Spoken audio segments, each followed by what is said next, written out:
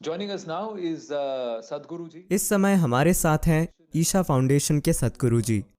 सद्गुरु ने बार बार इस मुद्दे पर बात की है कि तमिलनाडु सरकार को हिंदू मंदिरों या हिंदू धार्मिक संस्थानों पर से अपना नियंत्रण छोड़ना चाहिए। सद्गुरु जी, चलिए आपके विचारों से शुरू करते हैं, क्योंकि हमने यहाँ कहा है कि हिंदू मंदिरों को मुक्त कराने के लिए सही रुख अपनाने का समय आ गया है, लेकिन मैं इसे आपसे समझना चाहता हूँ। तो चलिए मैं थोड़ी ऐतिहासिक दृष्टि से बताता हूं कि ये चीजें कैसे हुईं। ये सब एक अधिनियम से शुरू हुआ, एक मद्रास अधिनियम। इसे 1817 का मद्रास अधिनियम कहा गया। ये ईस्ट इंडिया कंपनी के द्वारा किया गया, ब्रिटिश सरकार के द्वारा भी नहीं।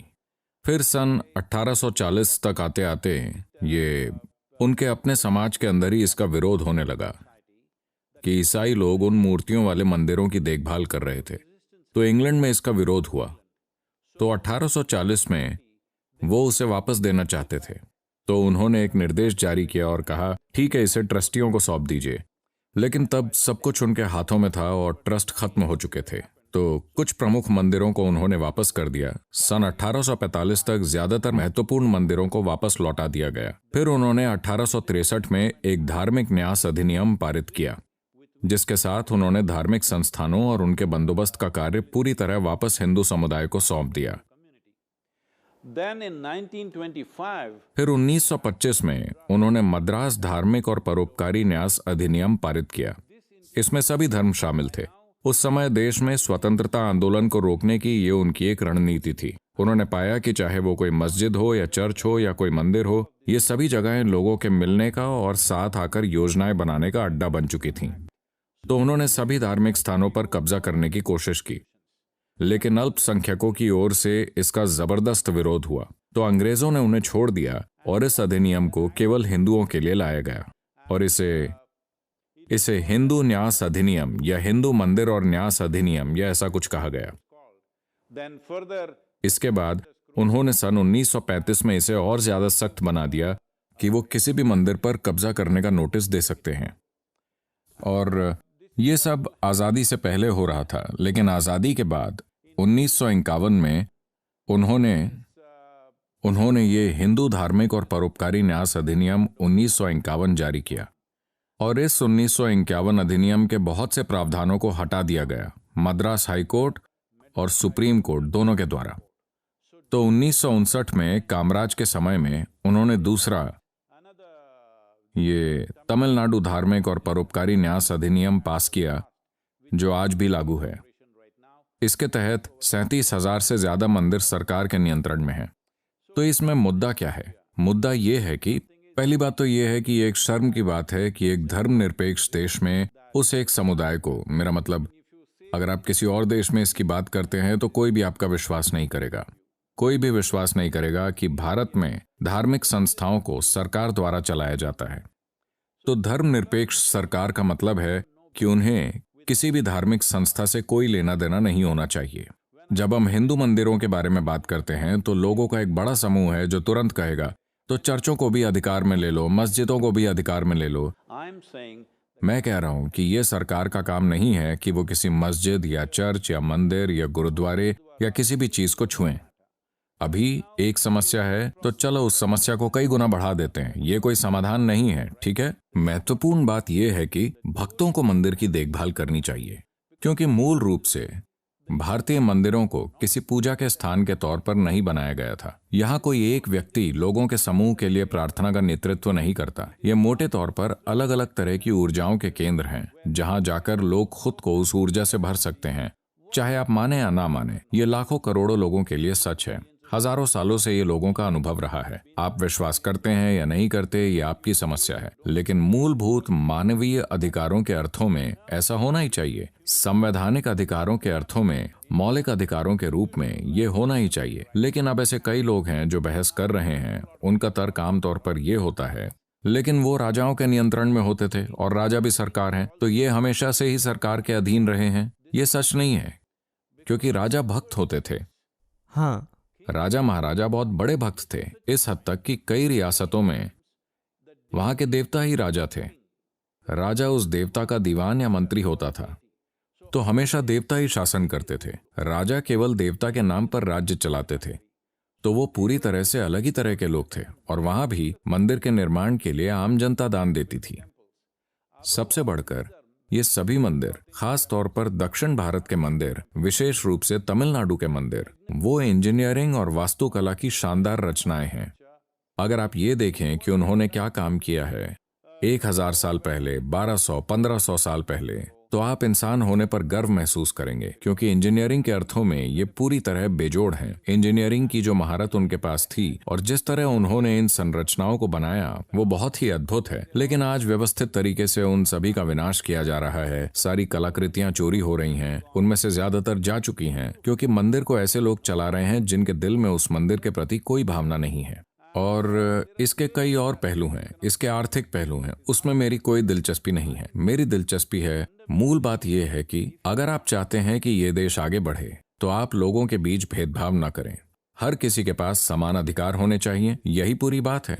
एक देश, एक कानून, हम हर जगह इसकी बात कर रहे हैं, लेकिन ये एक बहुत ही मौलिक तरीके से नहीं हो रहा है। So Tamil Nadu temples have to be released. तो तमिलनाडु के मंदिरों को मुक्त करना होगा, क्योंकि सबसे सख्त विन्यास अधिनियम शायद तमिलनाडु में ही है। दूसरे राज्यों में शायद ये इतना सख्त नहीं है, लेकिन यहाँ तक कि वो भी नहीं होना चाहिए। लेकिन यहाँ उनका पूरा नियंत्रण है। अगर आप एक नया मंदिर भी बनाते हैं और अगर वो प्रसिद्ध हो जाता है, तो सरकार उसे अपने अधिकार में लेने का नोटिस भेज देगी। ये बिल्कुल बेतुकी बात है। आप किसी भी देश में ऐसा नहीं कर सकते। यहाँ तक कि रूस या चीन जैसे देशों में भी आप ऐसा नहीं कर सकते। आप भारत जैसे देश में ऐसा कैसे कर सकते हैं, जो एक धर्मनिरपेक्ष देश है, जहाँ लोकतांत्रिक रूप से चुना हुआ नेतृत्व है और हमारा संविधान हर किसी को अपने धर्म का अभ्यास करने का पूरा अधिकार देता है, चाहे वो किसी भी पंथ से हो। यहाँ तक कि आप एक नया पंथ शुरू करके उसका अभ्यास कर सकते हैं। केवल मौजूदा पंथ ही नहीं, आप एक नया पंथ शुरू करके उसका अभ्यास शुरू कर सकते हैं। जब ऐसी परिस्थिति है, तो बहुसंख्यक आबादी के पूजा स्थलों या उनके मंदिरों को सरकार द्वारा चलाया जाना बहुत ही शर्म की बात है। लेकिन सद्गुरु जी, सच्चाई ये है कि चाहे कोई भी राजनीतिक दल हो, उनकी आंखें हमेशा मंदिरों पर होती हैं। और अगर आप राजनीतिक स्पेक्ट्रम के लेफ्ट से राइट की ओर देखें तो केरल में लेफ्ट है। अगर आप AIADMK, DMK को देखें, जो तमिलनाडु में बारी बारी से आते हैं। आप आंध्र प्रदेश में TDP, YSRC कांग्रेस को देखें। अगर आप तेलंगाना में TRS या उत्तराखंड में BJP को देखें, हर कहीं राजनीतिक दल तुरंत मंदिरों और उनके बोर्ड्स और उनके प्रबंधन को झपटना चाहते हैं। इसका कारण केवल पैसा है या और कुछ भी है? देखिए, मैं नहीं चाहता कि इसे राजनीतिक स्पेक्ट्रम में देखा जाए। जैसा कि आपने कहा, कोई भी दल इससे अछूता नहीं है, वो सभी इसमें शामिल हैं। ये एक तरह की लूट है। मुझे लूट की भी चिंता नहीं है। बहुत से लोग पैसे और प्रॉपर्टी को लेकर चिंतित हैं। मेरी चिंता यह है कि एक पवित्र स्थान को व्यवस्थित तरीके से दूषित किया गया है। और इन मंदिरों के सौंदर्य निरूपण के पहलू बहुत ही अद्भुत हैं, लेकिन आज अगर आप तमिलनाडु के ज्यादातर मंदिरों में जाएं, पत्थर की नक्काशियां हैं। ठीक है, मैं कह रहा हूं कि उन्होंने मार्बल या सोपस्टोन पर नक्काशी नहीं की, जैसा कि उत्तर भारत या कर्नाटक में किया जाता है। यहाँ हमने ग्रेनाइट पर, एक बहुत ही सख्त पत्थर पर उत्कृष्ट कला को उकेरा है। और आप जानते हैं उन्होंने क्या किया? उन्होंने उस पर सिल्वर पेंट कर दिया, ऑयल पेंट, इनेमल पेंट, सारी पत्थर की नक्काशियों पर। किसी सरकारी अधिकारी को लगता है कि यही सौंदर्य बोध है। आप इस तरह की चीजों का क्या करेंगे? इस तरह का अपवित्रीकरण और मंदिर की प्रक्रियाओं को बदल दिया गया है। और दूसरे पहलुओं को जाने बिना मंदिर का विज्ञान, मंदिर की संरचना, उन्हें बदलाव कर दिए। उन्होंने यहाँ वहां दीवारें खड़ी कर दी। मंदिर की सुंदरता की पूरी तरह हत्या कर दी गई है। सच में, तो मेरी चिंता यह है कि मंदिर को नष्ट किया जा रहा है। हाँ, उनसे धन, संपत्ति और सोना जुड़ा है। मुझे लगता है उसमें से ज्यादातर वैसे भी ब्रिटिश ले गए। जो कुछ बच गया था उसे दूसरे लोग ले जा रहे हैं। ये एक पहलू है। हाँ, मंदिर को एक जीवित मंदिर होने के लिए, उसके सही संचालन के लिए, उसे अपने प्रबंधन के लिए कुछ धन की जरूरत होती है। लेकिन ये भी मेरी चिंता नहीं है। मेरी चिंता सबसे पहले मौलिक अधिकारों की है। जो चीज संविधान में मौजूद है, ऐसा क्यों है कि हमारे पास वो मौलिक अधिकार नहीं है? और सबसे बढ़कर, ये ऐसी चीजें नहीं हैं जिन्हें आप दोबारा बना सकें। ये ऐसी चीजें नहीं हैं जिन्हें आप कल सुबह बनाकर खड़ा कर दें। ये कुछ ऐसा है जिसे एक खास तरीके से बनाने में लोगों की कई पीढ़ियां लगी हैं, खास तौर पर तमिलनाडु में। देखिए, हमें इसका संदर्भ समझना चाहिए। इन्हें मंदिर नगर कहा जाता है, इसलिए नहीं कि वहां एक मंदिर है। सबसे पहले मंदिर, उन्होंने मंदिर बनाया। People who built these magnificent temples, जिन लोगों ने ये भव्य मंदिर बनाए वो खुद झोपड़ियों में रहे। उन्हें इसकी चिंता नहीं थी कि वो कैसे रहते हैं। ये इस तरह के भक्ति भाव के साथ बनाया गया है। बहुत सी जगहें जहां ये ग्रेनाइट के मंदिर, विशाल ग्रेनाइट के मंदिर बनाए गए, वहां कोई पत्थर नहीं है। उन्होंने पत्थरों को 300-400 किलोमीटर दूर तक पहुंचाया, उस समय जब कोई ट्रक, कोई क्रेन नहीं थी। हजारों टन ग्रेनाइट वो लेकर आए और उन्हें तराशा और स्थापित कर दिया। इस काम में 2-3 पीढ़ियां लग गईं। और जिस तरह इन्हें प्राण प्रतिष्ठित किया गया, जैसे उदाहरण के लिए चिदम्बरम मंदिर की प्राण प्रतिष्ठा महर्षि पतंजलि ने की थी, आप उसे कैसे नष्ट कर सकते हैं? ऐसे बहुत से दूसरे मंदिर हैं जिनकी प्राण प्रतिष्ठा अगस्त्य मुनि ने की थी, आप उसे कैसे नष्ट कर सकते हैं? आप इस विरासत को नष्ट नहीं कर सकते, लेकिन दुर्भाग्य से बहुत अधिक नुकसान किया गया है। मुझे लगता है कि इसे मुक्त करने का समय आ गया है। अब लोग कह रहे हैं, ओह, फिर तो हर तरह का भ्रष्टाचार होगा। ये कहना पूरी तरह बेतुका और अपमानजनक है कि बहुसंख्यक समुदाय के पास ऐसे चंद लोग नहीं हैं जिनके पास मंदिर को चलाने के लिए जरूरी दिमाग और ईमानदारी हो। जब आज हम एक ऐसे समय में हैं जहां हम सोच रहे हैं कि सरकार को किसी एयरलाइन की व्यवस्था नहीं संभालनी चाहिए, उसे हवाई अड्डों की, बंदरगाहों की, उद्योग, व्यवसाय, खनन, किसी की व्यवस्था नहीं संभालनी चाहिए। सब कुछ निजी संस्थानों के रूप में लोगों को संभालने के लिए दे देना चाहिए, लेकिन मंदिरों को संभालने की योग्यता सरकार के पास है। कैसे? ये बिल्कुल बेतुकी बात है। चूंकि आपने चिदम्बरम मंदिर का जिक्र किया है, 2014 में माननीय सुप्रीम कोर्ट ने एक ऐतिहासिक फैसला दिया था और मैंने डॉक्टर सुब्रमण्यम स्वामी से भी बात की, जिन्होंने उस केस में दलील दी थी। यह केस सन 1886 से कोर्ट में लटका हुआ था और कोर्ट ने इस बार साफ साफ कहा कि मंदिर को पुजारियों के द्वारा चलाया जाना चाहिए, न कि सरकार के द्वारा। कोर्ट ने यह भी कहा कि पुजारी एक धार्मिक समुदाय हैं और उनके अधिकारों को राज्य के किसी भी दखल से संरक्षण और सुरक्षा मिलनी चाहिए, लेकिन उसके बावजूद यह चल रहा है। कोर्ट ने यह भी कहा कि अगर मैनेजमेंट खराब है या भ्रष्टाचार है तो आप उसे ठीक करिए और लोगों को वापस सौंप दीजिए, लेकिन कोई भी इसका पालन नहीं कर रहा। देखिए, अगर किसी संस्था में किसी तरह का गलत काम या भ्रष्टाचार हो रहा है, सभी संस्थाएं, किसी भी तरह के परोपकारी ट्रस्ट या धार्मिक ट्रस्ट भारतीय कानून के दायरे में आते हैं। तो अगर कोई गलत काम हो रहा है, जैसे कि अगर किसी व्यवसाय या किसी मीडिया हाउस या किसी उद्योग या किसी ट्रस्ट में कोई गलत काम होता है, तो इसके लिए कानून है। किसी भी अपराध से निपटने के लिए आईपीसी है। सिर्फ 1 या 2 संस्थानों में भ्रष्टाचार होने के कारण आप सब कुछ अपने कब्जे में नहीं ले सकते। हाँ, भ्रष्टाचार हो सकता है, ये जीवन के हर पहलू में हो रहा है ना? हाँ, लेकिन ऐसा क्यों है कि हम इस देश में हिंदुओं के रूप में? देखिए, जैसा कि मैंने कहा, दुर्भाग्य से 1925 में अंग्रेजों ने सभी धार्मिक संस्थाओं को अधिकार में लेने के लिए एक कानून पारित किया, जिसमें मस्जिद और चर्च और मंदिर और गुरुद्वारा और सब कुछ शामिल था। लेकिन उन्होंने बाकी 2 को छोड़ दिया क्योंकि वो सड़कों पर उतर आए थे। दुर्भाग्य से हम ये चलन बना रहे हैं। अगर आपको किसी तरह का न्याय चाहिए तो आपको सड़कों पर कुछ जलाना होगा। ये देश को मैनेज करने का एक दुर्भाग्यपूर्ण तरीका है। जब हम कोई अपील करते हैं, कृपया इस पर ठीक से गौर कीजिए। आप क्यों चाहते हैं कि लोग सड़कों पर उतरें और चीजें जलाएं? हम उस दिशा में नहीं जाना चाहते। ये चीजों को करने का हमारा तरीका नहीं है। मैं बस एक मुद्दा उठा रहा हूँ। ये सरकार पर है कि वो इस ओर कदम उठाएं। लोगों को विरोध करने दो, फिर हम कुछ करेंगे। ये किस तरह की बकवास है? ये बिल्कुल अन्याय है कि जब आप किसी तरह देश को तहस नहस करेंगे, सिर्फ तभी आप कार्रवाई करेंगे। जब हम देश को किसी तरह नुकसान पहुंचाएंगे, जब आप हर किसी के जीवन में थोड़ी परेशानी खड़ी करेंगे, ठीक है, हाईवे जाम कर दो, रेल रोको, रास्ता रोको, बिजली रोको, आपको कुछ करना होगा, फिर आप कोई कदम उठाएंगे। कृपया देश को इस दिशा में ना ले जाएं। हम कानून का पालन करने वाला देश बने।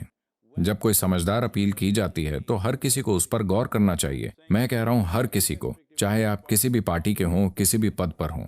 हर वो व्यक्ति जो किसी प्रशासनिक पद पर है, उसे इस पर गौर करना होगा। ये पूरी तरह अन्याय है। मेरी राय में ये रंग भेद के बराबर है। ये है सच में एक ऐसे देश में भेदभाव का सामना करना जहां हम असल में नहीं। मैं कह रहा हूं कि इससे कोई फर्क नहीं पड़ता कि आप बहुसंख्यक हैं या अल्पसंख्यक। किसी के लिए भी अगर आप मस्जिदों या गुरुद्वारों या चर्चों पर कब्जा करते हैं तो भी मैं यही बात कहूंगा, क्योंकि मौलिक रूप से ये गलत है। लेकिन ये नाइंसाफी दशकों से होती आ रही है और सरकार ऐसा कर रही है। इसका समाधान क्या है? क्या आप सभी मठाधीशों, सभी पीठाधीशों को, सभी साधु सन्यासियों को एक साथ लाने के लिए तैयार हैं ताकि एक सामूहिक मांग रखी जा सके? हमें वो सब करने की जरूरत नहीं है। हमें वो सब करने की जरूरत नहीं है। मैं कह रहा हूं कि हमें एक साथ इकट्ठे होकर कोई उपद्रव क्यों करना होगा। आप तभी कोई कार्रवाई करेंगे। मैं बस एक अपील कर रहा हूं, इसे सबकी नजरों में आने दीजिए। हर समझदार भारतीय को इस पर काम करना चाहिए। ये मायने नहीं रखता कि आप किस समुदाय से नाता रखते हैं, ठीक है? मैं हर दिन मंदिर में जाने वाला व्यक्ति नहीं हूं। मैं मंदिर जाने वाला व्यक्ति ही नहीं हूं। मैं ये इसलिए कह रहा हूं क्योंकि ये साफ साफ एक घोर अन्याय है। ये बात हर कोई देख सकता है। तो किसी व्यक्ति के लालच के कारण जो औपनिवेशिक काल में हुआ, सबको पता है कि ये किन मकसदों से किया गया था। हमें उसमें जाने की जरूरत नहीं है।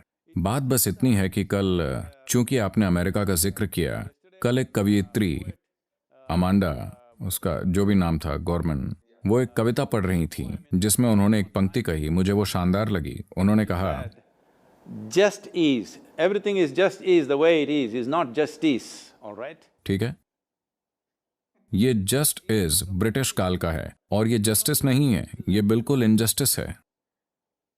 सही, लेकिन मैं आपसे पूछना चाहूंगा कि ये बात लोगों की चेतना में भी नहीं है। फिर ये कैसे संभव होगा? क्योंकि हर किसी को हिंदुओं के वोट चाहिए। हर कोई कुछ खास समुदायों और लोगों के समूहों के कल्याण की बातें करते हैं, लेकिन यह अन्याय ये बाकी हर किसी के साथ हो रहा है। मंदिर हमारी संस्कृति को जीवित रखने के स्रोत भी हैं, हमारी परंपरा को जीवित रखने के, हमारे ऐतिहासिक ज्ञान को आगे पहुंचाने के, लेकिन ये सब भी खो रहा है। सिर्फ खो नहीं रहा है, इसे व्यवस्थित तरीके से मिटाया जा रहा है। ये सिर्फ खो नहीं रहा है। देखिए, एक समय पर मंदिर हस्तकला, कला, संगीत और हर चीज के केंद्र हुआ करते थे। आप किस हद तक उसे पुनर्जीवित कर पाएंगे? आप क्या कर सकते हैं? मैं कह रहा हूं कि हर शहर में, हर उस शहर में जहां मंदिर हैं, या हर राज्य में, मान लीजिए कि हम, क्योंकि एक जटिल मुद्दा है, सभी 36,000 मंदिरों को कल सुबह वापस नहीं किया जा सकता, ठीक है? So you have to form a state level. तो आपको राज्य स्तर का सामुदायिक बोर्ड बनाना होगा जिसमें जिम्मेदार लोग हों जो मंदिर में मौजूद धन या दौलत की वजह से उसमें नहीं आए हैं। ऐसे लोग जो सफल हैं, जिन्हें कोई परवाह नहीं कि मंदिर के पास क्या है, उनके दिलों में थोड़ी भक्ति है। आप राज्य के लिए उस तरह के लोगों का ट्रस्ट बनाइए और फिर हर शहर, हर जिले वगैरह के लिए आप और ट्रस्टों का गठन कीजिए। ये एक लंबी प्रक्रिया है, ये कल नहीं होने वाला। मुझे कोई चिंता नहीं अगर इसमें 4 या 5 साल लगते हैं, लेकिन कम से कम प्रक्रिया तो शुरू होनी चाहिए। आपको कम से कम इरादा तो दिखाना चाहिए। मैं समझ सकता हूं कि प्रक्रिया जटिल है, इसे कदम दर कदम करने की जरूरत है। अगर आप इसे ठीक तरीके से नहीं करते तो ये एक बड़ी झंझट बन सकता है। तो क्या इसका कोई समाधान नहीं है? निश्चित रूप से एक समाधान है। अगर आप एयर इंडिया किसी और को सौंप सकते हैं तो इसे आप बड़ी आसानी से कर सकते हैं। यह कोई व्यावसायिक चीज नहीं है। वैसे भी अभी भी मंदिर इसीलिए चल रहा है क्योंकि श्रद्धालु आ रहे हैं, इसीलिए नहीं कि सरकार मंदिर के लिए प्रचार कर रही है। इसमें कोई पैसा या व्यापार शामिल नहीं है, कोई प्रचार प्रसार शामिल नहीं है। लोग वैसे भी आएंगे। फिलहाल ज्यादातर मंदिरों को इस तरह रखा गया है कि कोई भक्त भी वहां नहीं जाना चाहेगा। उन्हें इस तरह रखा जा रहा है। लेकिन आप कह रहे हैं कि इसमें थोड़ा समय लगेगा। मैं बस कह रहा हूं कि तिरुमला तिरुपति देवस्थानम में, चिदम्बरम मंदिर में, पद्मनाभ स्वामी मंदिर में, हर मंदिर में, हमारे देश के हर राज्य में मंदिर हैं जहां भक्तों की भारी भीड़ उमड़ती है। और यही कारण है कि राज्य उन्हें नियंत्रित करना चाहते हैं, क्योंकि उनका कहना है हमें प्रशासन पर नियंत्रण करना होगा, वरना आप लोगों और श्रद्धालुओं की भीड़ को नहीं संभाल पाएंगे। ये कारण दिया जाता है। इसे सुनिश्चित करने के लिए राज्य को वहां होने की जरूरत है। उत्तराखंड में 500 मंदिरों को अधिकार में लिया गया। मुख्यमंत्री से लेकर नीचे तक सत्ता में बैठा हर व्यक्ति कह रहा है हम सुधार करना चाहते हैं, हम 4 धामों को जोड़ना चाहते हैं और इसलिए हम ऐसा कर रहे हैं। देखिए, अगर वो चाहें तो वो सरकार द्वारा शुरू किए गए ट्रस्टों का गठन किया जा सकता है। अगर आप चाहें तो इस पर एक IAS अधिकारी रख सकते हैं, ये पक्का करने के लिए कि सब सही है, ठीक है? मान लीजिए अगले 10 या 15 सालों तक आप वहां एक IAS अधिकारी रख सकते हैं। फिर धीरे धीरे आप उन्हें हटा सकते हैं, या अगर जरूरी हो तो उन्हें हमेशा के लिए वहां रखा जा सकता है। लेकिन मंदिर को भक्तों के द्वारा ही चलाया जाना चाहिए, क्योंकि वहां एक खास प्रक्रिया है। देखिए, सभी मंदिर एक जैसे नहीं होते, ये ऐसे नहीं है। मिसाल के लिए सभी दूसरे धर्मों में, सभी गुरुद्वारों में एक ही चीज होती है, सभी मस्जिदों में एक ही चीज होती है, सभी चर्चों में एक ही चीज होगी। ठीक है, मामूली अंतर हैं, लेकिन मूल रूप से एक ही चीज। लेकिन यहाँ ऐसा नहीं है। ये अपने आप में एक पूरी दुनिया है। देवी मंदिर एक तरह का होता है, शिव मंदिर दूसरी तरह का होता है, विष्णु मंदिर अलग तरह का होता है, कृष्ण राम बहुत बहुत अलग हैं। मैं कह रहा हूँ सब कुछ अलग है। यही संस्कृति की खूबसूरती है कि हम मूल रूप से इतने अलग हैं, लेकिन हमें कोई परेशानी नहीं है। आप इसका महत्व नहीं समझ रहे। Just is ये ऐसा ही रहा है। तो सन 1800 से ये इसी तरह रहा है, तो समस्या क्या है? हम 22वीं सदी में भी इसी तरह जारी रख सकते हैं? नहीं, मुझे लगता है कि इसे बदलना ही चाहिए, इसे बदलना ही चाहिए। मैं सहमत हूं कि इसे बदलना चाहिए, लेकिन हाथ जोड़ के अपील करके भी यह नहीं बदलता तो लोगों की ओर से यह मांग आनी चाहिए और एक बड़े जनसमूह को आगे आना होगा और इसके लिए उन्हें अभी हो रही चीजों के प्रभाव को समझना होगा। देखिए, महत्वपूर्ण बात यह है कि अभी तमिलनाडु में चुनाव होने वाले हैं। हाल ही में 3 दिनों पहले हमारे पोंगल उत्सव के दौरान एक युवक खड़ा हुआ और उसने मुझसे पूछा, सद्गुरु, मुझे किसे वोट देना चाहिए? मैंने कहा, देखिए, मैं ये नहीं बताऊंगा कि आप किसे वोट दें, आप जिसे चाहे उसे वोट दें। मैं कभी किसी को ये नहीं बताऊंगा कि उन्हें किसको वोट देना चाहिए, लेकिन मैं आपको बताता हूं कि मैं किसे वोट दूंगा। तो मैंने 5 पॉइंट्स बताए। मैं उन सभी 5 पॉइंट्स में नहीं जाऊंगा, क्योंकि एक कावेरी के बारे में है, एक किसानों के बारे में है, एक उद्योग के बारे में है, एक निवेश के बारे में है, एक भ्रष्टाचार के बारे में, इस तरह, और आखिरी वाला मंदिरों के बारे में है। मैंने कहा कि जो भी पार्टी जो ये वचन देगी कि मैं कोई अव्यावहारिक व्यक्ति नहीं हूं, मैं ये नहीं कह रहा कि कल सुबह इसे बदल दो, नहीं, आप प्रक्रिया शुरू कीजिए, आप प्रक्रिया शुरू कीजिए, इसे करना शुरू कीजिए। और जो कोई भी ये वचन देता है कि वो सत्ता में आने के 6 महीनों के अंदर प्रक्रिया शुरू कर देंगे, मेरा वोट उनके लिए। ये निर्णय आपके ऊपर है कि आपका वोट किसे जाएगा। तो एक लोकतांत्रिक राष्ट्र का मतलब ही ये है कि चुनाव के दौरान आप बदलाव ला सकते हैं। ठीक है, लोगों को यह जिम्मेदारी उठानी चाहिए। आपने बहुत सही बात कही, यही हमने कहा। क्या इसे चुनावी मुद्दा बनना चाहिए? क्या हिंदुओं का वोट उनको जाना चाहिए जो मंदिरों को मुक्त करने के साथ साथ आपके द्वारा बताए गए 4 या 5 बिंदुओं को भी पूरा करने का वचन देंगे? आपका बहुत बहुत धन्यवाद सद्गुरु जी। नमस्कार। Namaskaram.